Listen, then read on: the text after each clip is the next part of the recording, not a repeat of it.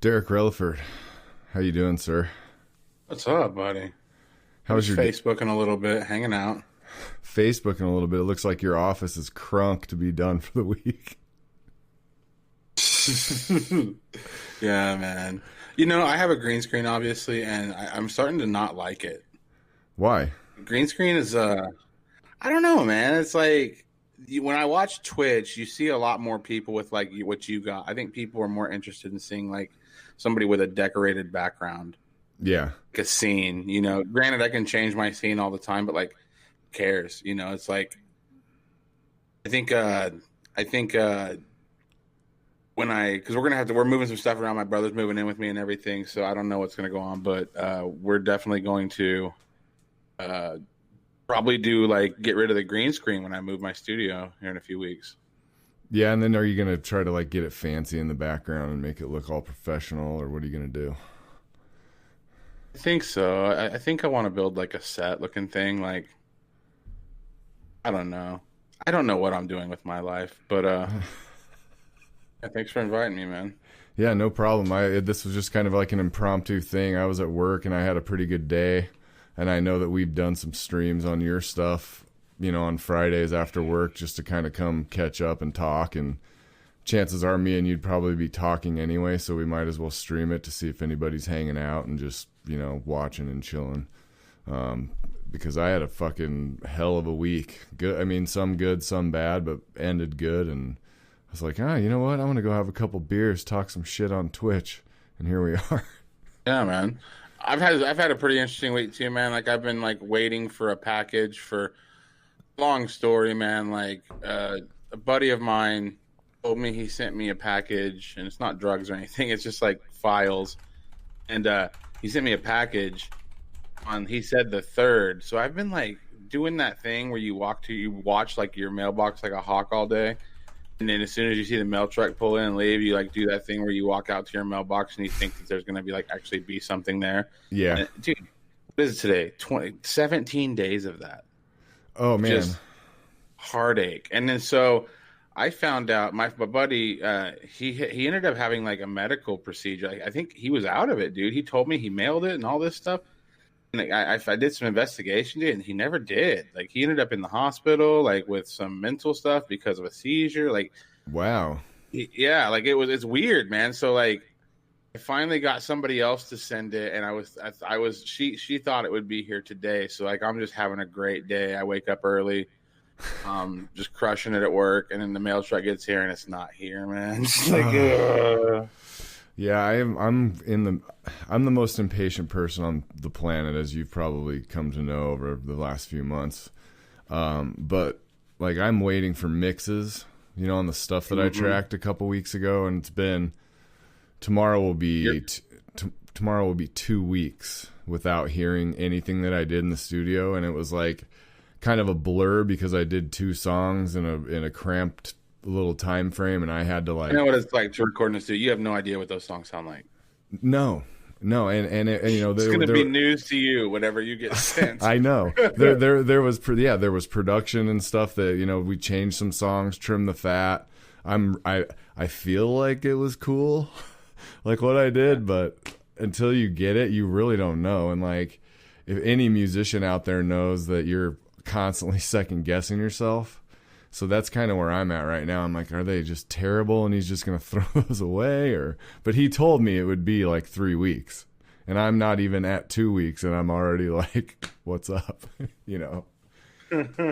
I'm just excited to hear how things turn out. They always kind of take on a life of their own once you get in that process, and to finally hear something that like, you're gonna get that ding on your phone like when you're at the grocery store or like when you're busy as shit. You're not gonna be able to hear it for an hour at least when you get that ding. Oh yeah, I know exactly what I'll be doing. I'll be in the middle of my Friday morning at work, which is like our heaviest day, and I do all this crazy paperwork and all this stuff, and it's data entry and just really detail oriented stuff, and that will be when I'll get it. It'll just be, I won't get to listen to it, but it will still be a big distraction to everything that I'm trying to do, because I'll be sitting there like, oh my God, I want to go listen to it. And then I won't be able to. But that's how it will go. That's how it always goes for me. No, I never get things like, oh, I'm just sitting around on Saturday afternoon right next to my stereo. It'd be nice if my son came over. Yeah. It never happens that way. And the thing that sucks is like when you're a kid, you can like whine about it. You know, you can like throw a fit, but like when you're grown up, like I want to throw a fit. When I go and open the mailbox and it's there, I do an audible like, God damn it. Like I do that, obviously. Yeah. But like I want to just like start yelling and pointing at people and cursing them. But like I'm just like, you can't. It's not going to get you your mail here any faster. You just got to go inside and shut the fuck up. That's all you can do, man. Like just get over it. And but I got a tracking number finally, dude. It's really gonna happen. It'll be here tomorrow. So saith the Postal Service. So I'm really excited about that, man. Yeah, how much do you want to say about that? We can go ahead and talk about it 100% if you want, because there's nobody here, and I'm cool with it too. Yeah. There's one person in here. It looks like, right and I think it's me. So we're good. We can talk about this, man. All right. I just from hearing that documentary that you sent over to me, it was just, or that pilot episode or whatever you want to call it. It was like, I can see if you really dialed in the production and everything like that, you could have something cool with that. Yeah. I was talking to some people yesterday, and like, me and Dusty have been talking, and it started out as a podcast idea, and like the more I think of it, the more I see it as like film type thing. And I don't know if it's going to be like something that I don't know if we're shooting a pilot or a film. I don't know, but it's going to be about 90 minutes of stuff. So I don't know what we're shooting. It's nowhere near in any shape to there's no script right now or anything, but the thing is like all of the story, like the information we want to portray to the world, we have it all. And I see the production of this thing moving fast and stuff, but basically hopefully within the next year or so, me and Dusty will be doing a film project together, just based around I'm from a town called Elkhart, Kansas, and ever since I was a kid, people have always said that Paul Harvey once said, if you want to get away with murder, doing it in Elkhart. And it kind of made sense because Elkhart's had like 22 suspicious deaths since it's like, and that's just the ones I've tracked down so far. There may be more. But there's only, I think at one time in the heyday, Elkhart had 5,000 people living there, but for the most part, it floats around 1,500 to 2,000.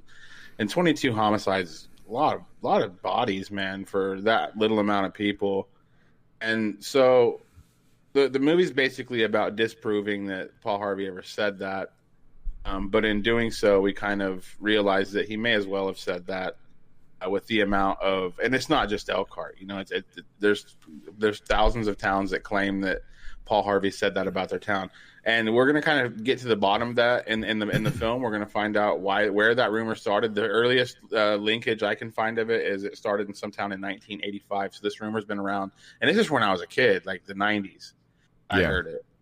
So like, it's going to be kind of a lighthearted, kind of a ghost hunters vibe type thing, but we're going to basically just be investigating some small town murders, trying not to get killed in doing so, and I think having a lot of fun. And the main driving force for doing this, and it was always the main driving force for doing this project was, and again, like doing my research, I've realized that thousands of towns have said the same thing, and so there's a lot of unsolved murders in this country, generally from small town areas, and I think it comes from lack of training, lack of small town cops might not know how to deal with something like that, and I totally get it that would get messed up a little bit. So basically just kind of a true crime show. It'll be a little bit fictional, a lot of real, and looking forward to working with Dusty on it.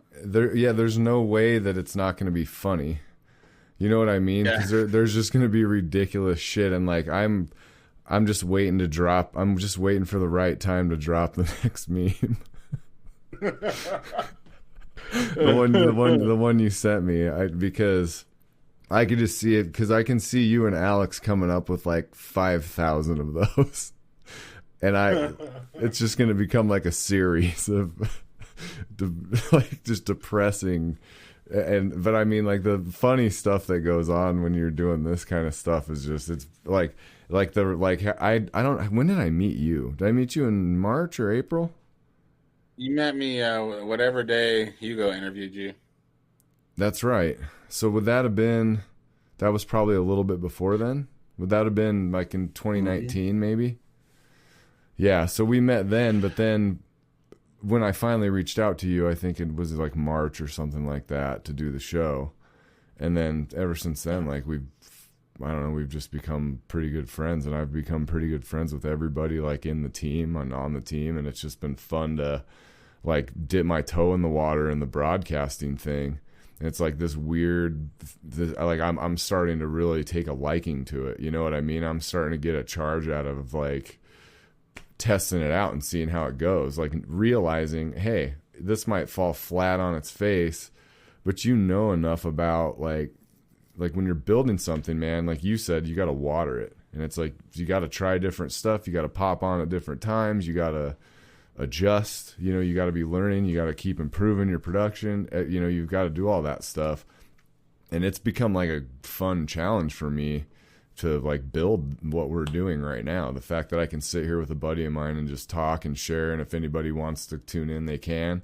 If they don't, whatever, we're still here hanging out and talking and catching up, because it, like, I don't get a chance to sit down and just talk to a friend for an hour very often.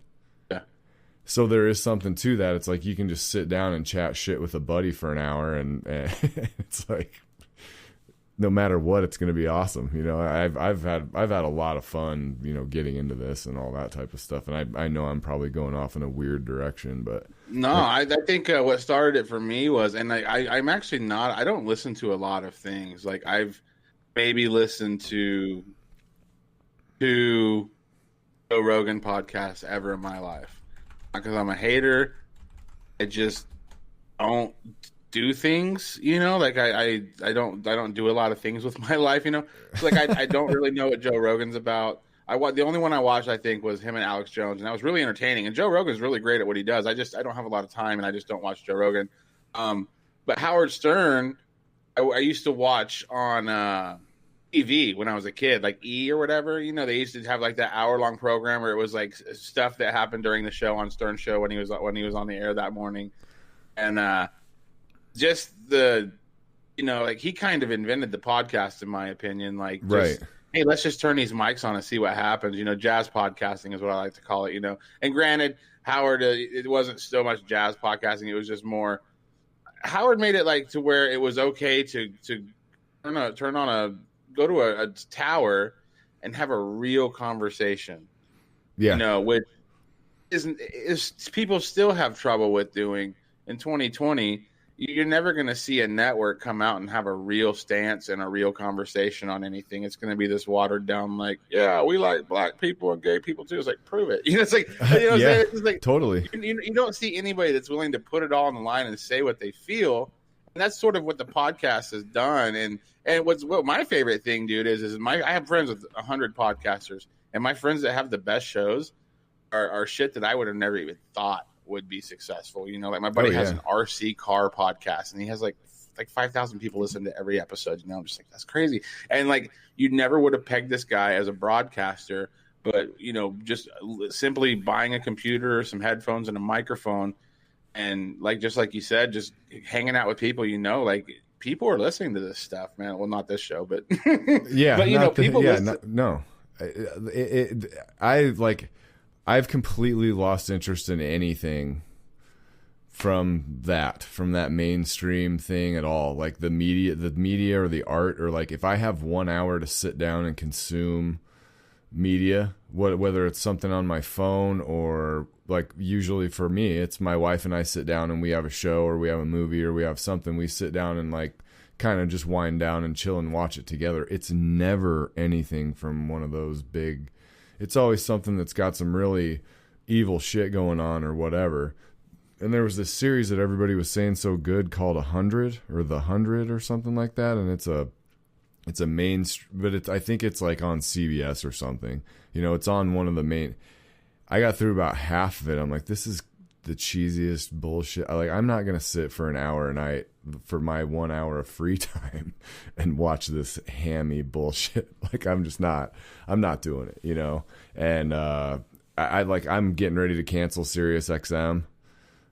Just, man, I can consume my music on Spotify. I can consume my podcasts on Spotify. I think the only thing you get from Sirius these days is like it's a great place to find new stuff to listen to, but I feel like they've kind of turned into, you know, like terrestrial radio where they're playing like they might not be playing 20 songs over again every day, but they might be playing the same 75 songs over again. Definitely, you know what I'm saying? Like there's definitely. And even with Spotify and stuff, dude, like today, you know, congratulations, you got put on a playlist and you had a review written about you today. It was really awesome. But like just stuff like that, dude, like it's like my band, dude, like we have nobody really listened to it. It's like, and literally all it would take is for somebody that could put it on a playlist and it could change my life. Maybe not financially, but it could change my life in the sense that more people are going to be like, at least have the option to know what my music sounds like. Yeah. And honestly, man, that's one of the reasons I want to do this movie project with you is because take you and me out of it and put any other two people in it. I still think it's a success. Yeah. Yeah. I think the content carries the show. Yeah, I mean, and if you, yeah, I don't know. We'll have to get into talking about exactly all how the things need to be done. But like, I love campy, like horror movies and that kind of shit, and like campy movies and funny, like dry humor and all that kind of stuff. But I also like really dark, fucked up shit. And I think something with a blend of that would be like right up my alley, you know. Create another meme based off of it. I mean, people were like, "Who's this jerk making these memes?" I was like, "No, this is totally in jest. We're just having fun." I don't know if they got it though. I think that they thought that I was saying like your music sucks, so I should kill myself. It's like, no, we're just saying his music's like, you know, about sad stuff a lot. But I couldn't. You can't explain. That's what makes it. But that's what makes it great, because I do love the. There's a taste to the memes that I like that have got some trolling involved in them. You know what I mean? And those check all the boxes for me when I post those. So yeah, I welcome it. I think some people think I was posting it because I was like insecure or upset or something like that, and I'm like, no, I just think it's hilarious because if they don't listen to, if they haven't listened to us chat shit on Monday or on Sunday mornings, the Sunday sermon, they probably don't know the inside joke. You know, but all the people on the Sunday sermon now, it's kind of becoming a thing where everybody's like, Jesus Christ, I'm going to kill myself if I have to listen to this song for much longer. You know? I looked at it, dude. Like, there was like a ton of people that ha-ha'd it. Yeah. And, but I could tell some of them, like, when Krista commented, she's like, well, damn. I could tell she was kind of like, didn't know how to maybe feel. They were talking shit, but that's pretty funny. I don't know, man. That stuff used to really bother me, and I used to get super insecure about that kind of shit when I was like younger. I would be worried about it if someone posted something negative. I'd be like, "What's that motherfucking guy's problem? Why would someone say that? Why can't he?" And now I'm just like, it's cool, man. You like it or you don't. If you don't, I mean, I can always just delete you and block you from my page. I don't care. You know, it's not that big of a deal. Like, I don't really get offended by that kind of shit anymore. It's like I know what I do and I like what I do, and I don't really give a shit about any of that kind of stuff. Like, I Mark one time what his favorite critique about Hinder was, and they had an album called "Take It to the Limit," and some guy his whole critique was "Take it to the trash can." Didn't he talk about that? I think he talked about it. Either he talked about it when we talked, or It was either then or it was when we were off. I may have told you that story too. Okay, yeah. I'm like that too, man. Like usually when people shit on me, like for the most part, like unless it's something that I don't know, but it takes a lot to get under my skin, like where I'm gonna take something seriously, especially if it's like online or something. But yeah, like for the most part, man, I'm pretty open game.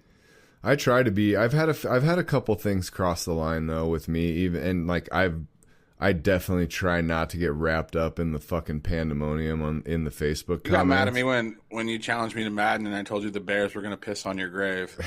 You were like, "Whoa, buddy!" I welcome the challenge. I welcome the challenge. but like I've had a couple people really cross the line, and I'm like, okay, now this is beyond internet. Like, shut the fuck up, and they've kept at it, and I'm like, okay, that person is actually probably a toxic person that doesn't need to be in my life anymore. Unfriend. Just write their name in a black book. That's it. I don't need to have a big fight. I don't need to have a big discussion. I don't need to have. You have a black book? No, I have a mental one for the day the doctor tells you, "Yep, it's inoperable. 6 weeks." Like, well, or kill everybody. I'm gonna go on some Boondock Saint shit real quick and kill bad people for the next 6 weeks. You know, it's all in my mind. I do have one, but it's all in the cloud.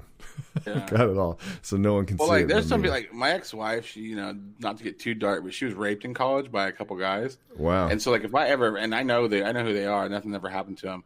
Oh. If I found out I was gonna die, I might kill him. I don't know. Like, I can't make any promises. Like, I'll promise to try not to kill them. But if they're around me and and they're literally the doctor's telling me like, yeah, dude, 2 weeks, you're done. I'll be like, okay, I'll probably kill him. You know what I'm saying? Like, I don't know, just some people are just, do dirtbag shit, but like, I think everybody's got like this hit list in their head. They're just like, man, if there weren't laws, dude, I would take you out. I mean, I do. Back in the day, if you asked me that, I would say that. But nowadays, man, I don't know. I'm just a different. I need to turn something off. I got something weird going on there. Sorry, but yeah, I'm just in a different place now. If you and I don't get along or whatever it might be, like I just don't want to be around you or talk to you. It's cool. You go about your life. I'll go about mine. Fuck off. Don't just stay out of my way. Don't try to just. That's it. It's simple, and I can't believe for such a long period of my life that I thought and let people get under my skin so much and like affect my happiness in life. And it's like, man, as I get older and lose people and realize what can happen, it's like, man, I just want to be happy and chill.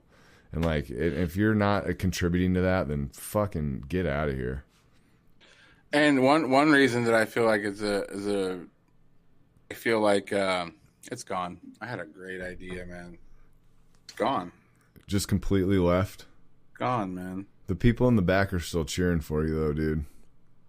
Yeah, they're my. No, I was just talking. I was talking. Maybe I can bring it back. So I was talking about I was talking about toxic people, and it's like I don't even. If you're not if you're not contributing to my happiness, then I need to move on from you, and that's it. It's not a. It doesn't have to be a big dramatic scenario. I can't believe what therapy did for me. Like this morning, the first thing I did when I woke up and a customer canceled an order. And it was a big order, and it's into the week of Thanksgiving, and it just complicates a lot of things. And so I'm like, oh, that's how I'm going to start my day. It's like, I read the email, put my phone down, like, drove to work, responded to the thing. And the guy called me and he was this and that. I'm like, listen, here's what's going on. You canceled the order. There's no reason for us to talk anymore. Because what I do, deals are made on a handshake still. And it's like, if you back out of a deal, then you broke the bro code, and now I have to treat you differently. It's just the way it is. And I just said, you cross the line. That's where we're at. I'm not mad at you. Just don't ask me for these types of offers ever again, because I'm not doing it. This is the second time. And the guy and that was it. I didn't get, like 2 years ago, man, I would have flown off the handle. Probably would have called the guy on my cell phone on the way to work. You motherfucker. Or what what use is that? Like putting that type of energy into something negative like that, like what good is it? What I was gonna say is that I'm usually pretty easy on people that are in weird places in life, because like I do think that people grow and people change, dude. Like even somebody who's racist, dude. Like honestly, I'm not too hard on somebody who is like, first of all, openly racist. They're just willing to say like, racist things out loud. Most of the time I feel bad for them. I don't think they mean what they say. I think they got a thorn in their paw. I think they're ignorant on what they're talking about. I think they're so.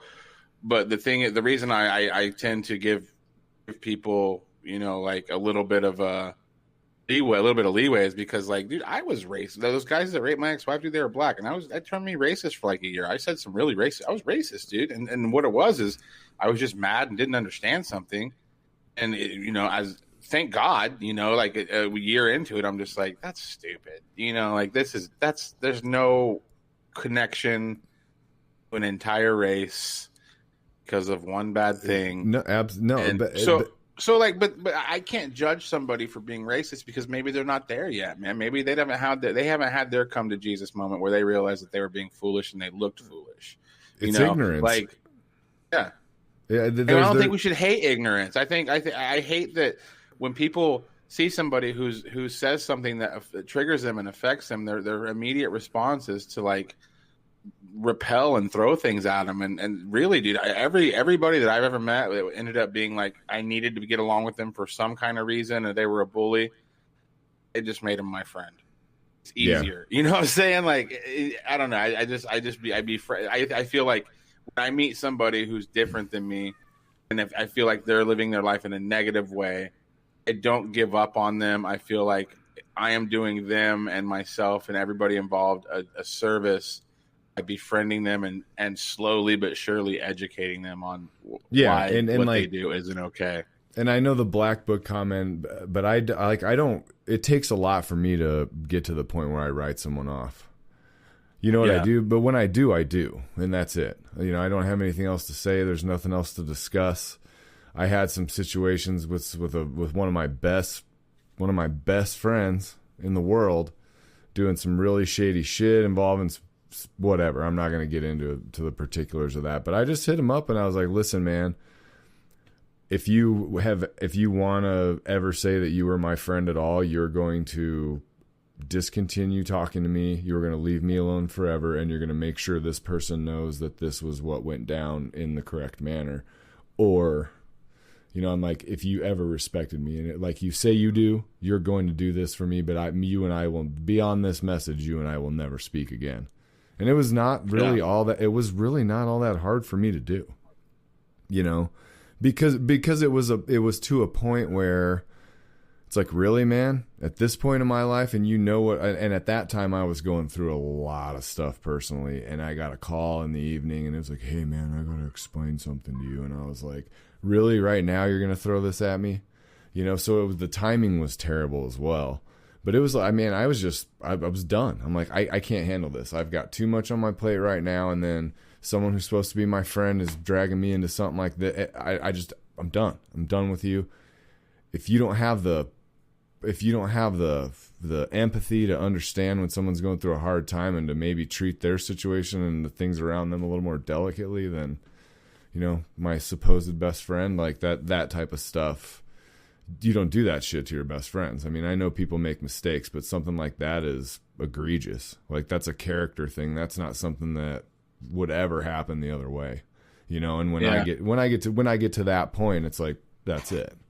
I would never treat you with that level of disrespect or whatever you might call it. But I don't. There's a code, man.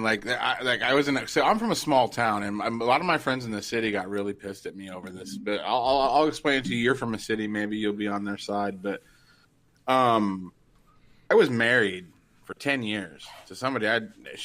We had a great time, dude. She was awesome, but it just wasn't for me, though. It wasn't the marriage for me.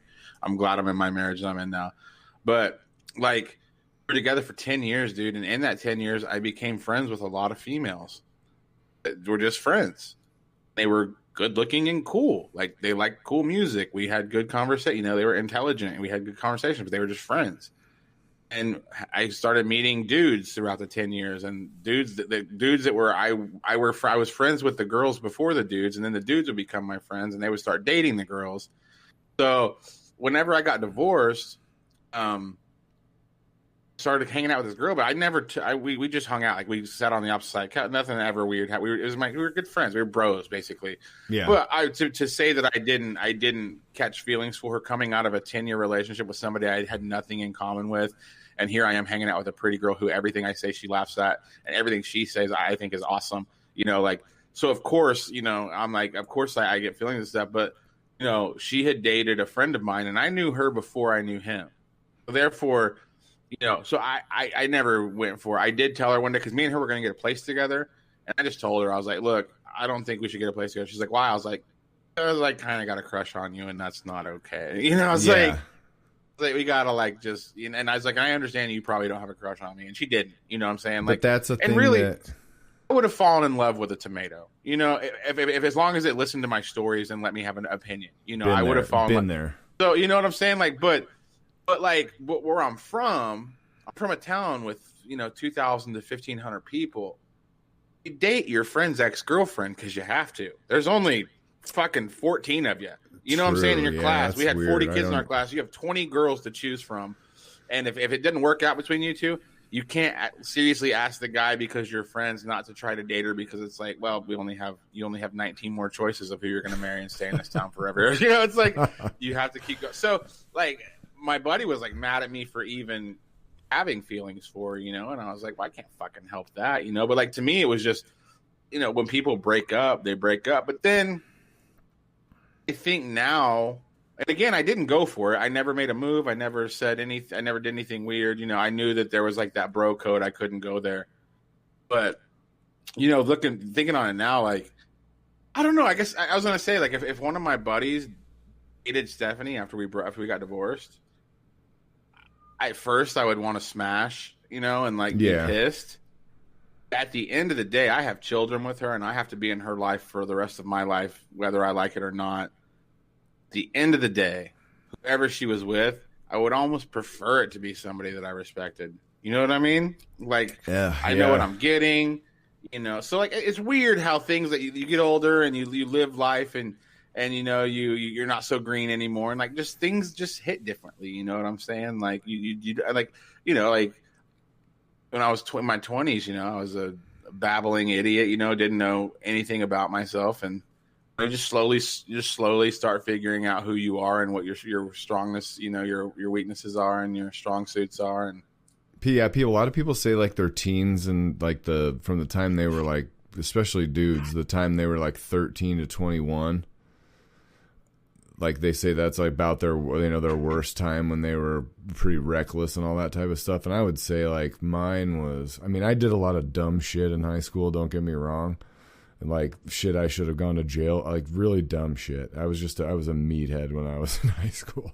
But the like I think my worst period was probably like my 20s, like my mid 20s especially. I just didn't know who I was. Everything had changed. I was finally starting a career.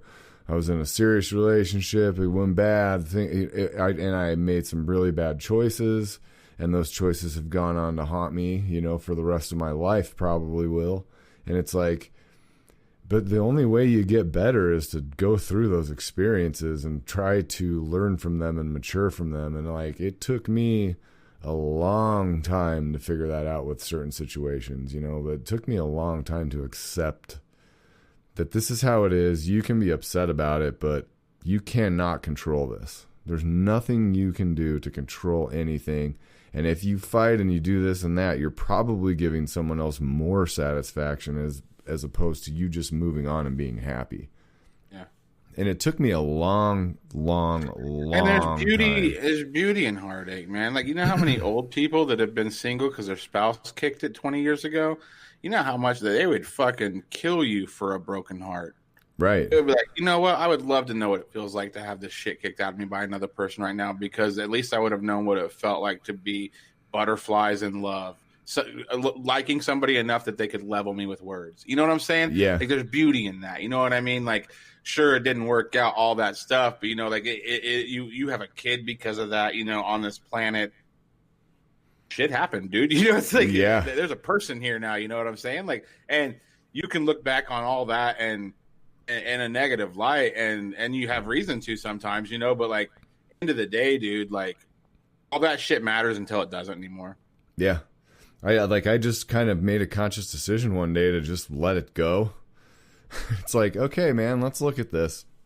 You've been doing the same thing for, 7 years. Maybe you should try something different, or maybe you should just be honest with yourself and start respecting your own boundaries. Start listening to yourself on the things that do make you happy and the things that do make you uncomfortable, and accept those things for what they are. And you don't have to feel bad about having personal boundaries. I always I was to the point where I was manipulated and abused so much that I didn't even realize it. And then I talked to somebody and they're like, you realize you're dealing with this, and I'm like, and then I had like weeks of just emotional roller coaster. Let me ask you this, man. Your separation from your first child's mother, your idea or her idea? Mine. I want to gauge this heartache. I definitely don't want to get too into it, but yeah, my idea, definitely. Okay. Yeah, and I'll going through a breakup is hard as fuck, no matter which side of the fence you're on that, but especially when it's not your idea to end something, that's like times 10, and sometimes it's both people's idea, you know what I mean? But like, there's a lot of people that lose something like that, and like it's like the thought of losing that is the worst thing in the world, like that's their, that's why I give most people a break. You never fucking know what the person next to you is going. Well, yeah, through. We're tight. We'll talk after the show anyway, and I'll kind of explain so you have a little bit more insight, because I think I've brought it up like kind of vaguely to you from time to time, and I don't necessarily know if you know the whole story. So it'd probably be good for me to tell you that, because like you're right, people do deserve the benefit of the doubt, and like in certain situations, I had empathy. Like, I'm a person with a pretty big heart, I wear my heart on my sleeve. How I'm feeling most of the time. I'm pretty brash. I'm pretty honest. I'm pretty simple, man. Like, and I wasn't being honest with myself, and at some point it's like, this isn't who you are. This isn't what this is supposed to be, and. Oh, were you? I was probably around 30. Me too. But I downloaded an app one time. It was something to keep track. You push a button and it would count. It was a clicker. And I would push buttons for every time I cheated on my wife in some type of way throughout the day, and count how many times I did it, and every day try as hard as I could to make it a lower number. Talking about flirting with a girl, poking some girl on face, just being a dirtbag, dude. And it was that bad that I was having to count like how many times I disrespected this girl that I honestly loved. Like when you're that age, though, you're an animal. Oh, yeah, I was an idiot. Well, and I wasn't unfaithful in my first marriage, minus a little bit of like online flirting, but I was pretty faithful in the first marriage. I didn't go out and do anything. But if you're saying pretty faithful, you weren't. Well, I mean, like, I wasn't faithful. I did flirt with girls, like, on like, Messenger and stuff, but I never, like, with Stephanie, when me and her first got together, dude, like, I had just gotten divorced, and me and her started hanging out, and I really liked her a lot. I kind of knew that right away that she could be somebody I could be with, but she was very adamant that I was not her boyfriend. Like, she's like, we're just boning. She's like, you're not my boyfriend. You're not the kind of guy I'm going to take home to my parents. We're just fucking, So I felt like I had the free reign to kind of live as if I was single, but like, and then not even just that, dude. Like I would just, you know, like that movie, the guy who wrote the guy who created The Office, Ricky Gervais. He has that movie where he like invents lying. Oh yeah, yeah. I had a moment like that in my life where I realized that for the most part, I could just say whatever the hell I wanted to. Ian's in here. First comment, man, I'm depressed. But dude, like I realized like when I was like 27 that like my bosses, anybody that asked me a question, whatever I said, they believed. I just took full advantage. I would just lie to people, dude. Just make shit up. And like, I don't know. I was like 31 years old, 30 years old. And I just got to the point where I couldn't even look at myself in the fucking mirror, dude. I was like, you're disgusting. Dude. You're such a poser. You're a fucking loser. And I just sat on my back porch, fucking about to puke, hyperventilating. And Stephanie got home from work. She's like, what's up, babe? You know, like, she, of course, you know, she's awesome and me. Like, hey, Derek, how you doing? And I'm just like, oh, I cheated on you a bunch, and I'm a piece of shit. And I just vomited all of it out, dude. It took about 3 weeks to tell her everything.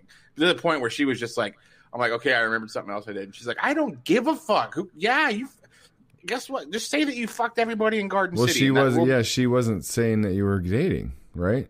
And she was able to compartmentalize that healthily, and you probably weren't. You know, yeah, like, well, she's a different rare breed of woman. Like, she wasn't mad that I slept with other people. She was mad that I didn't tell her about it. Gotcha. That's when I have decided that she was the one to marry. But you know what I'm saying? Like, yeah. But like, it's like I learned that a lot would with never my work first for wife, me. You know, and for my first wife, dude, I'll be honest with this: she never met me. Right. She never met me. I was, you know, I met her when I was 19, and she was who I thought is, again, just lying, just fake it till you make it. This bullshit where you're just like, I'm this, and I'm going to play this character, and this is who I am. You know, it's really and dumb. again, you get as far down the road as you get until you realize, like, I'm tired of carrying this shit, man. Like, this is fucking. I saw this picture of Rob Zombie today. You described that perfectly, man. Like that was the epiphany that I had. Like one day I was like, is this really the person that you want to be? Like you snotty little shit. Your parents, I had a good upbringing. My parents are saints. You know, they've supported me no matter what, through thick and thin. My whole, like, they're amazing. I have an amazing relationship with my folks, everything. It's like, you snotty little disrespectful prick. Like, you're going to do that after all that they invested in you. And I honestly think it might have taken me having kids and understanding, like, what I'm investing into them to try to make them not assholes in this fucking world we're in now. I think it might have taken me seeing that with my kids and being like, wow, now it really puts in perspective what my dad and mom were doing for me. Let me ask you this. My brother's in the room, so he can speak to this. He had a kid with a girl that didn't work out, and he basically did the whole Tuesday, Thursday, and every other weekend dad That's life. A nightmare. That's what I had, yeah. That's it. So he didn't really know what it was like to have a kid. So would you feel like you were the same way when you had the twins? You were like, oh, so this is what it's like to be around. Like, it was a new... And like, I get that because, like, you know, and thank God that, you know, you have your shit, but, you know, thank God, like, you're still able to be in the, you know, the whole Tuesday through the Tuesday, Thursday, every other weekend dad grind. Fucking, they deserve a holiday for that more than Father's Day. You know, that's a shitty amount of time to see your kid. But I just can't imagine that you could even know who your child was when you're just seeing them on, like, it's almost a scheduled thing, like when you do jujitsu. It's like, oh, I got to schedule in a visit with a person that I made. You know what I'm saying? Like, yeah, it's really hard for dads to deal with that and compartmentalize that. Well, I mean, imagine it. You know, and like I've been always my whole life been super quiet about everything about this, but like, at what point is it unreasonable for me to talk about my side of it and how it felt for me? You know what I mean? You always hear the other side, and you always hear that the guys are pieces of shit and this and that and deadbeats and all that. I don't want to get into like a bunch of details, but like, This is how it Well, made we me. can just talk generally. We don't have to talk about your specific, because you're in a club of a lot of people. Imagine, that are in, and I can generalize. Imagine being a guy, you work 55-hour weeks, you've got child support payment that's probably high no matter where you live. You've moved on with your life. You know, you have new everything, whatever, regardless if you're married with other kids, their kids, you know, whatever the situation may be, you've got a new life. Okay.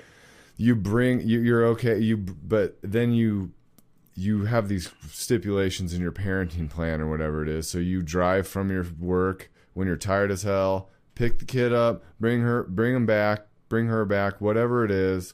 You get back to the house and then you're refereeing.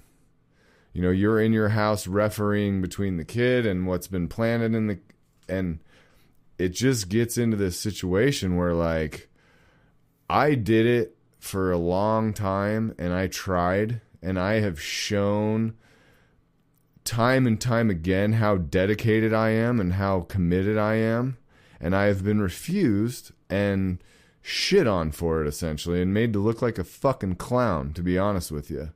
Felt like a sucker, you know? So then at some point, is it not okay for me to live my fucking life and have boundaries? I mean, at some point, is that not acceptable for me? Like, how much do you want to take from me?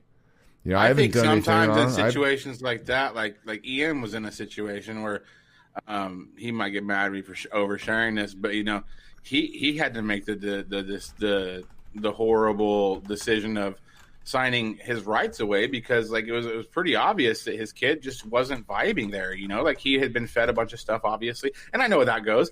I was raised by a mom. I had a real dad that didn't live with me. I heard about it. I've heard a ton of bad shit about that guy. I found out what child support was when I was like 6. That's not when you tell a kid what child support is. You know what I'm saying? I feel like my father's absence from my life, even though it sucked and even though I was angry, not really, I wasn't even really that angry, but, like, I pretended to be angry at him for, like, choosing a different life over us and stuff. Honestly, when I hear these stories about people that share custody with their children, sometimes the best fucking idea is just to get the fuck out of there and save the kid's life, and then they hit you up in 15 years, and then you fucking, like, get to know each other. Because, like, you were like, when you're in a situation where you're sharing custody with somebody and you don't get along with the person you're sharing custody with, that kid's mind is fucked. Like, they are hearing too much. Like, it's almost like, you're right. It's almost like getting out of the fucking pictures, like my brother did. You know, it's like, then you give this relationship, you give this kid a fighting chance to live a normal life where they don't have to hear this shit all the time. And then if they ever want to fucking hit you up, you know. Well, that's what happened. I mean, that's what happened with me. That was like it was a rock bottom moment, but I had to accept, like, there's no way, shape, or form that I can make this really better at this point. I don't have any say-so in the fucking matter, and I'm the kid's dad. I don't have a say. I can't do shit. I have nothing. I have no say. So, okay, fine. I'm still a great dad. That kid still knows that I love the hell out of her, and to be honest with you, I think maybe she's happier now because there's not that pressure on her either. And she knows I'm one message away. You know, when you're comfortable with it, and I was probably being selfish before, you know, because I was being hurt, and I felt that I was being attacked, and I felt that I mean, how long are you going to sit around and feel sorry for yourself, Dusty? You know what I mean? Yeah. And the other side of the coin too, I won't say his name, but somebody here at Back Home Media, you know who I'm talking about. He's sharing custody with children, but he has a delightful relationship with the mother. Oh yeah. They're great friends. She basically kicked him out because he's sloppy, but they hang out all the time. They just have different houses. They're not dating, but really good friends. That's awesome. He has daughters that aren't his biologically, and he's in their life 100%. He works his ass off every day, so they have stuff. They spend half their time with their mom and half their time with him. And at least every week when I talk to my buddy, he tells me one of them told him they hated him that day. And he's ate up about it. But he's almost like, I think, you know, his daughters are like high schoolers, so he's kind of like, when he tells the story that he's just kind of like, well, what do you do, man? Fucking kids hate me. I'm like, dude, they're mad at you. They don't fucking hate you. You know what I'm saying? Like, trust me, when that shit comes out, man, It's got to run. 9/11 was an inside job. Agree. Totally agree. I know I have friends like that are great with co-parenting and everything. Exactly. My wife chimed in and she's listening obviously. And you know, it took me talking to somebody. Yeah, dude, we're up to big numbers now. We're fine. Quit being a fucking dick, okay? I'm just getting started. But no, like it really did. It took me getting help to realize the collateral damage that it was doing to me. You know, I'm sitting here blaming the friction in my other relationships in my life and my performance at work and my performance as an artist, my inspiration, my creativity, my performance at the gym. I had no idea how hindered I was by carrying that baggage and being this self-centered. It wasn't all about me. You know what I mean? It happened. Do I like how it happened? No. Do I agree with the way it happened? No, but it did happen, and this is where you're at, man. Like, we acknowledge that you've been through some shit, but you gotta move on with your freaking life, and you gotta dance with the ones that want to dance with you. And that's kind of what I've come to, man. And letting go of the anger like that is just like, it's liberating as shit. You know one of my favorite things to do is? What's that? Call up some guy that I fucking hate that I used to be friends with, and cuss him out. Yeah. And then hang out with him a few days later. Me and Kent Williams, at least once a month, I cuss that guy out. Like seriously, or just messing around? Seriously, cussing. Oh, like fighting. Fighting. Yeah. Okay. Once a month. A lot of it has to do with me and him. Both. He's not diagnosed, but I think he deals with some bipolar disorder. So we both have good days and bad days, and we're the kind of friends that on my bad days, he's got this tough love, like he understands. Nobody gives a shit that you're feeling sad or you're upset. Fucking get to clicking buttons and working. And I'm the same way with Kent. When I see him hit a depressive state where he's just like, you know, you can just tell when your buddy's not feeling good, you know, like, and yeah. I have a lot of tough. I'll be really mean, but not mean. But I'm just telling him the truth. You know, I'll be like, no, this is what's going on. No, this is what's going on. And I feel like every time me and Kent get in a drag down fight, I feel like we're better friends, dude. Like, and I think that the longer we go on in our relationship, our business partnership, I think that the fights will be less because every time we really go at each other and say what we really want to say, like we both don't really need to say that ever again. You know what I'm saying? Well, like, the bottom line with anything and in any situation is communication and effectively communicating. You know, there's times where I know I'm not understanding what the other person's getting at because they're like adamant about it, and to me it sounds ridiculous. Where before I'd be like, that person's wrong. But now I'm like, okay, hold on, stop. Let me understand this. Explain to me, because this is the way it sounds to me. Explain to me if what I'm hearing is the way you're intending for this to sound. Because and if it is, it is. If it isn't, it isn't. Then you go from there. But you're like, these are the types of things I'm willing to accept. These are the things I'm willing to not accept. And if people don't respect that, then you shouldn't be around them. Yeah. Period. I mean, that it's so simple, but it took like, and I'm not saying I'm freaking, you know, Gandhi over here or anything like that, but like it's so simple. And since I've applied that a little more in a few relationships and a few situations in my life, it completely changes your life. You're just not as angry anymore. You know, you're a better dad. You're better at work. You're just everything, you know? So what's up, Jennifer? How you doing? What up, Jennifer? Oh, I love Jennifer. I've been talking to her. I don't know her personally, but so this is what happened. Like 4 years ago, I was thinking about moving to Wichita. So I started adding all these musician types in Wichita, thinking, you know, like I would be able to, you know, get into the music scene and stuff. Ended up not going there. Now I'm friends with like 500 people from Wichita. Jennifer's one of them.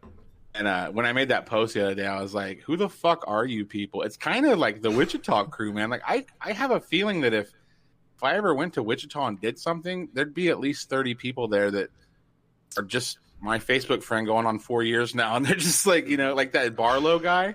Yeah, James Barlow. I've never met that guy, but we've been Facebook friends for a long time, dude. I like his posts. I think it's like I know that it's like it's a seed I planted. Is if I'm ever in the same town as that James Barlow guy, I know I have somebody I'm gonna fucking hang out with. You know what I'm saying? Oh yeah, dude, Wichita is great. It's like, I mean, as far as I've always liked Wichita. The city of the city of Wichita itself, like I don't love it. However, the people I would live in Kansas Wichita, if it wasn't for this. Do you mind if I do this? By the way, it's legal where you live. No, I just didn't. I don't know if you didn't want like. No, you're cool, man. It's legal where you live. I appreciate the concern, but yeah, I love the people in Wichita, and like I've ever thought like, oh my gosh, if I got transferred or if I had to move or whatever, how would I feel about it? I'm like, leaving Wichita, wouldn't miss that for 1 second. However, leaving the gym that I train at and leaving the music scene and leaving the friends that I made here, I would definitely miss that. And I would Why probably. are you in Wichita? For work. You got transferred there? I went to UNO. I finished school. I got my degree, and then I moved down here 2 days after I got my degree. I didn't have 1 week off, and I started my career immediately after I graduated college. What did you know about Wichita, Kansas? Not a damn thing. I didn't know anyone here. I was alone, and it was pretty horrible. So you playing a gig at the Crown Uptown's kind of a big deal. It's like there was a day when Dusty Grant was fucking nobody in Wichita, Kansas. You know, just a dickhead, just some guy with a guitar. You know what I'm saying? Like, yeah. And I feel like you've done a really good job of making a name for yourself in your home city. Well, not your home city, but where you live. You know, I guess it is your home I city. Consider this home now, man. Like I'm from Omaha, but to be honest with you, I don't talk to hardly anyone from there anymore. I don't know what that's. Home's where your heart is, dude. Like I'll always be from Elkhart, Kansas, but I live in Phoenix, man, and I see myself staying in Phoenix unless for some reason. What up, Jennifer? Unless for some reason to get a job that involves like, and it wouldn't be any job. It would have to be a job in like entertainment, you know, pushing buttons for somebody doing something. If they needed me to move somewhere else, and it was like something that would help me further myself in working in this field, you know, I would move then. But like I spent my 20s bouncing around, dude. I was mentally ill. I didn't know it. And basically every time I would get manic, I would just be like, okay, can't live here anymore, and like I would just leave. I would pack up my car with whatever would fit, and I would never had an apartment or a house. I would just like couch surf. I'd be like, oh, I'll stay in your spare bedroom for like $300 a month, you know. And they're like, okay, and I would just exist all over the country, man.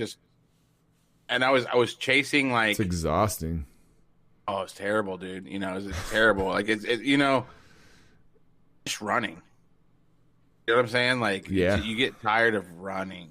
Sometimes you got to just face it and be like, all right, I got to bite down on my mouthpiece and just fucking walk into the firefight and address this. Well, anybody that has anxiety issues knows that you know, the fight or flight thing's a big deal. And so whenever I would get that anxiety, that mania and that anxiety, you know, like it was like, flight. I have to get the fuck out of here right now. Like I have to, and it would be like Derek. People know Derek Releford is like, yeah, he's here 1 minute and gone the next. Like he disappears, and that was my 20s, man. And when I was and now this is only during the times when I was single. I was pretty much in a relationship for the whole 10 years, but there was probably a good 3 years that we were split up in that 10 year. You know, like we would split up, get back together, and whenever I was single. And whenever I was single and unmedicated, it was a fucking nightmare, dude. Like just, and I didn't do hardcore drugs or anything, but I might as well have. Dude, like I like slept with prostitutes, not a lot. But I mean, just being crazy, dude. Like, you know, just moving all over the country, like doing weird. Like I had sex with a girl at Target one time in the parking lot in Florida. Like that's not okay. Cool. It's not. Not if you saw her. Okay. All right. All right. Now we got to the bottom of it. It took me a while to realize that I was fucking mentally ill, dude. Like I was like, you got something wrong with you, bro. Like, so me, like, I always felt like I was supposed to live on a tour bus. I don't know if that's just from being 16 and seeing people in bands or seeing famous comedians. I always felt like I was supposed to live on a tour bus. and I took it really personally that I didn't up until like 30, where I was just like, I found out I was going to be a dad, and it was fine. I loved finding out I was going to be a dad because I knew that I could stop pretending that I was chasing some kind of career. I was like, I can just stop. I can just like be myself, you know? And like, and honestly, like I was chasing stuff that wasn't me. I'm not a stand-up comedian. I'm not really a front man of a band. I think I'm a okay guitar player and all that stuff, but I'm just not like, there's nothing wrong with that. I'm a podcaster. I tell stories. I'm good at that. And I should focus on that. But like, I don't know, man. I spent a lot of my 20s thinking that I was a filmmaker, a singer-songwriter, and all these things that I thought I was. Like, I didn't really care about any of them, though. I think I just wanted my Wikipedia page to look cool. I know that dude, like it's the same for me now. Like I've completely changed my outlook on everything. Like I feel like I'm completely changing my outlook on everything like every fucking day now. You know, like you think you have it all figured out when you're a 25-year-old hormonal. I don't care what anyone says. Like men in their 20s are dickheads. Like most men in their 20s are significant dickheads. Like at least the ones I hung out with were anyway. You know, and it's just like everything has changed for me. My whole perspective on the music and what my perception of success is. You know, what types of music I listen to. I mean, I was just thinking about it this morning, like how eclectic my palette is now for music. Like I'm listening to all kinds of shit this morning. I had a playlist on and I was like, it'd go from Devil Driver to Bad Flamingo to Whitey Morgan to Tupac. And I'm like, man, I've really turned into an old dog. It's true. You're just happy that somebody wants to go walk with you, and you're down to watch and listen to whatever, as long as it's somewhat quiet and nobody's acting crazy. You know what I'm saying? No, it's the same thing you see at 20-year-olds. Like it's the same. You get a puppy, and when in their teens, you know, they're fucking idiots, man. Like everybody says they love a puppy until they get big enough where they're knocking shit over, shitting on a car. You know, it fucking sucks. But eventually, they turn into that cool old dog that'll just walk up to anybody and be like, "Hey, bud, what's up?" You know what I'm saying? Like, and I think that's, and honestly, man, I don't think a lot of it's personal choice. I think what we're talking about is these people that are, you know, mentally not well and stuff, and making decisions that are just not cool. I think that you're dealing with different levels of life, and the amount of serotonin that your brain is producing is how you pretty much act. Probably. I mean, it's probably as simple as that. Because like I think when you're a young guy, like if you think about it, when you know you're like 16 to like 25, 28, like that's prime fighting years when humans were, you know, like, okay, you're 15, here's a fucking stick, go fight. You know, maybe you can kill something when you're 21. Yeah. Maybe you can go kill something. And then when you're 28 and you realize that life is futile and you're just going to fucking get old and grow tits.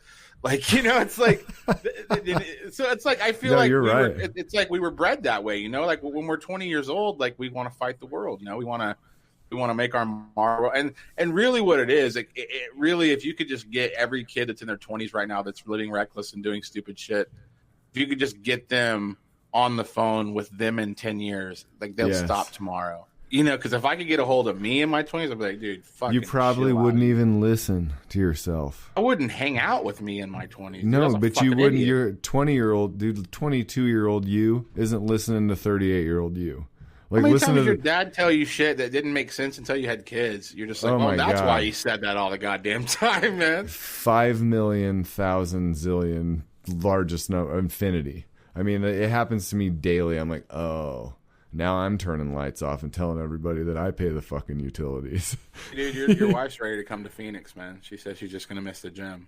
Yeah, she wants to go to Phoenix. She would like to live somewhere else. Oh, you could totally live in Phoenix. Your parents are here. My parents are there, yeah.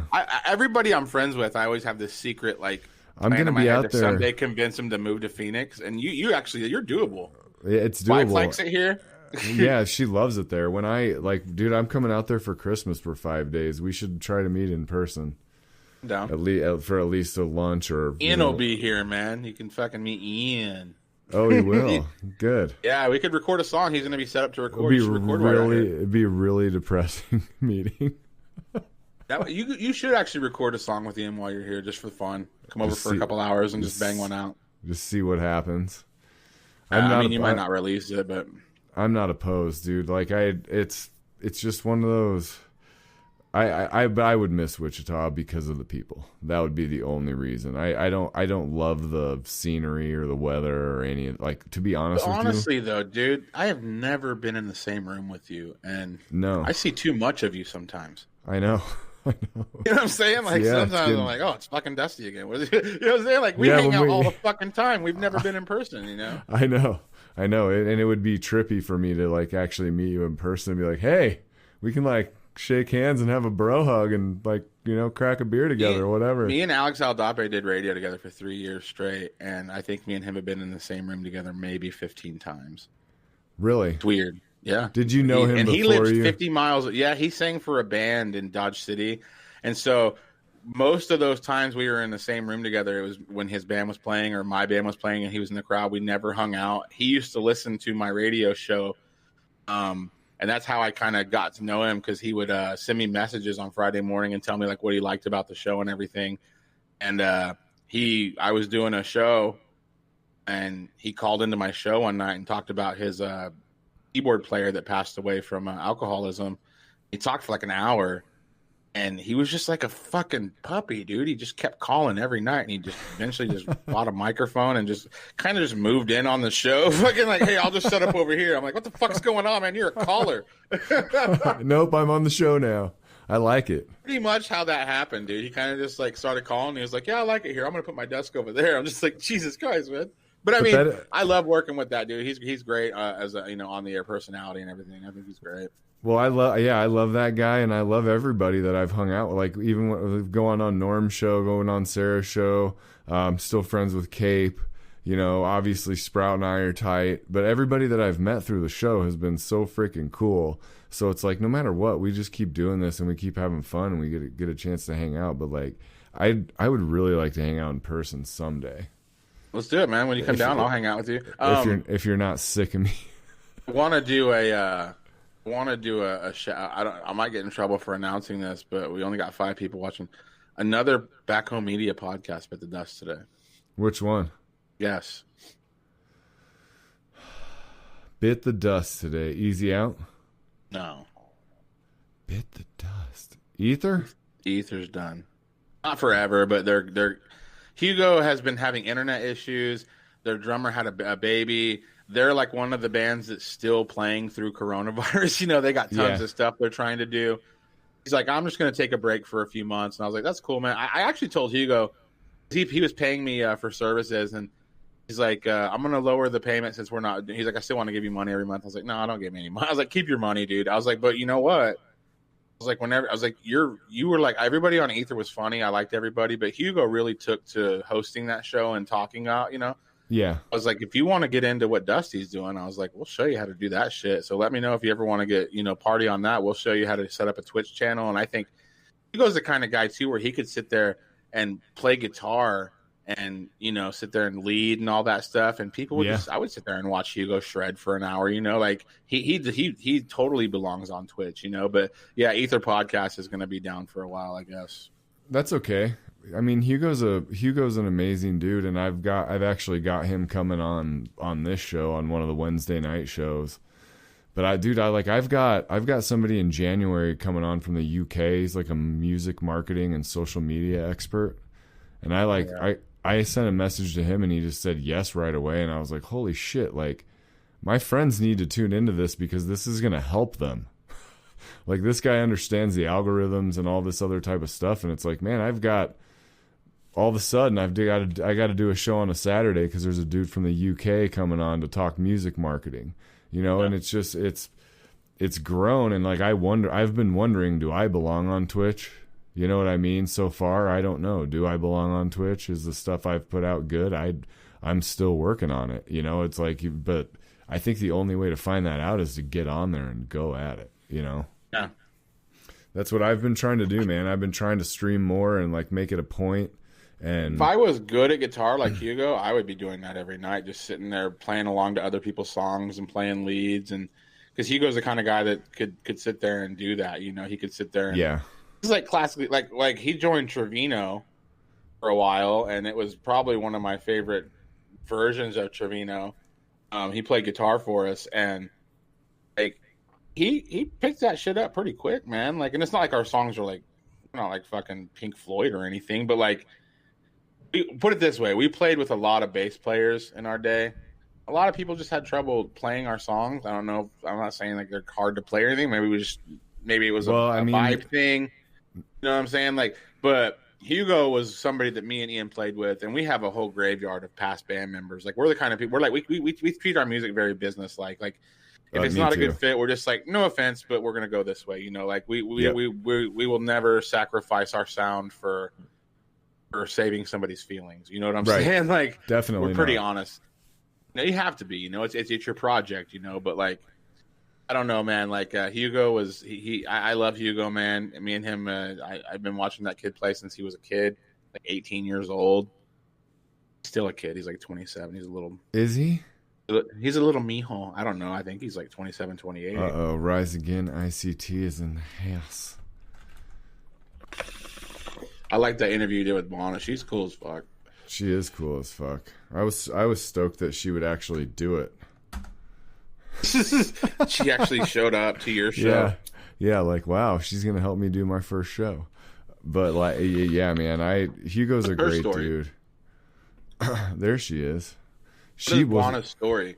What is her story? She has a very. Is she like Wichita native, or does she like you moved in? I think she's from closer to here than me. I don't really know the before like age 25 story. I think Bona and I have been friends since around 2000. Born and raised in Wichita. So tell me this, because she's one of those singers that like, if you even if you didn't like Rise Again, if you were like walking through a bar and you heard her singing, everybody's stopping and looking at least. I see it happen all the time. You know what I'm saying? Like, who's doing that? That's pretty cool. You know what I'm saying? So describe to me how you got to know Bona as an artist and everything. Well, I was in Empire Falling, which was a metal band. I think I might have sent you a couple of those songs, whatever. Mm-hmm. And your guys' players were tremendously good, man. Yeah, she was in Friday's Waiting at the time. And I think they were playing around town and we were playing around town, but we hadn't actually played a show together. And then finally, I think we got booked together, or maybe she came to one of our shows, or we went to one of I don't remember how, but we met somehow and then we played a show together. And her and I started talking about the promotional side of it and all that type of stuff. And it became nerd fest with us with promotion and that type of stuff. It's like, oh, wow. I found someone who's as psycho about this as I am and can talk about it nonstop and bounce ideas and all that type of stuff. So then we became friends. Empire Falling fell apart. Me and Buana, when I first picked up the acoustic guitar, did a project with one of the guitar players from Empire Falling where it was just an acoustic project called Out of My Head. We wrote like 7 or 8 songs that were really fucking badass. We played one show and then it kind of went on hiatus and fell apart. Then I did that Borgia heavy metal project and then I went solo. But yeah, her and Buana and I met in the scene like around 2013, 2014, I think. Is it her girlfriend or wife also sings? Yes, she sings for Fractured, and she's actually like classically trained in like opera and that type of stuff. So she has like a really. I don't think I've heard her sing, but I've definitely seen a bunch of photos of her rocking out. Yeah, Fractured has stuff online for sure. See, like, if Phoenix doesn't work out, I could see myself in Wichita. I know everybody there, dude. Like, I've been like, great. Be awesome, man. If you guys would legalize the green, I'd be there in a second, man. Well, actually, I say that, but I got my parents moved out here a year ago, and my brother's moving out here in a week, so I can't leave Phoenix. I don't think ever. I think I'm stuck here. Yeah, my parents are in Scottsdale, and it seems that they're probably not going anywhere either. They seem to love it. Dude, it's great out here. If you can get past everything being brown, like, you know, the stucco and the.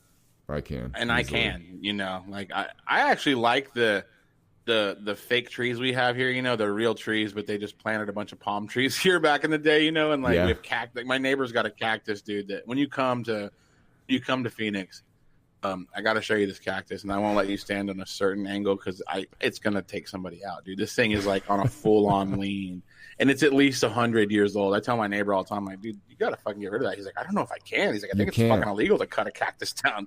It is. My dad was telling me that it's illegal. You can't, like, they're protected and shit. And you just have this thing is going to hurt somebody, dude. It's a humongous 100-year-old cactus, and it is at like a fucking leaning tower of pizza, dude. Like for real. Yeah. When we hang out, I want to get a selfie underneath it, me and you. Us holding it up. Or it could be like me standing behind you, and it's like my Johnson. It's like a cactus. You get it? The cactus is my cock. See? You guys get it? Yeah, I would miss Wichita because of the people, man. I know. Cactus. We got people chiming in with dad jokes. Not even a dad, but she's chiming in with dad jokes. Cactus. Yeah, man. I think I'm going to maybe go dip out and. Yeah, I got to go to my parents' house, and it's dark in Phoenix right now. Oh, yeah, it's dark as shit. It's 5:48, dude, and it is dark. So do you realize that we did not do anything lighthearted this entire show until the very end? I mean, talk about the memes that we make. You wonder why. The people that did come in here probably listened for like 5 minutes and like, Jesus Christ. It's 5. Hey, Buana. What do your Sunday mornings look like around 8 Central?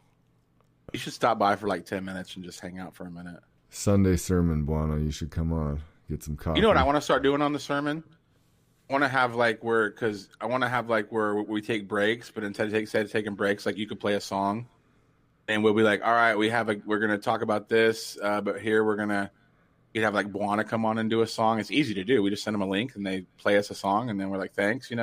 We should start incorporating like live music with our Sunday sermon. Like not go crazy with it, but like every Sunday have somebody come by and play a couple songs like a house band. Are you gonna make me play? You're gonna play. Oh, well, then I'm going to have to get up early and warm up. She's going to wait till she gets... Yeah, for real, though, whenever you get all set up, let us know. We'd love to have you come be like the house band for the Sunday sermon sometime, and we can cut to you and play. You can play like 2 or 3 songs that day. That'd be awesome. I've got some production ideas for down here with Buana. I'm going to do something with Shane soon as well from Rise Again. But like I've got some ideas down here as far as production, how I've got my stuff set up now that like I have a couple things I think I can take to the next level, and I'm actually going to be experimenting with that stuff tomorrow. So if it works how I think it's going to work, I'm going to have a live stream banger to fucking drop. We'll see. We'll fucking see. We'll see if I can get it all figured out because of the fucking technology. Yeah, you're technology. Not good at it. I'm not good at it. That's going in the show too. Yes. Like, hey, Dusty, check your email. How do I do it? How do I get on the phone? Dusty, hook up this webcam and just have you over there just fucking up for like 30 minutes. Getting electrocuted. Jesus fucking Christ, Dusty. Oh, man. It's gonna be perfect, man. I had an awesome time. I hope you'll come do this with me again. I know you will. I know I'll be seeing you Sunday. Anytime, buddy. I'll be seeing you Sunday morning on your show too. So this is gonna be fun. I love waking up on Sunday mornings when I'm still like kind of foggy and just drinking coffee. And I'm like, ugh, I'm old in my pajamas. I kind of like it too, man. It's just like you're like, oh, what the fuck am I doing? But yeah. It's sometimes the truth is we have to do that show at 8 a.m. in Central Kansas time. Otherwise, Alex isn't sober because he's a drunk.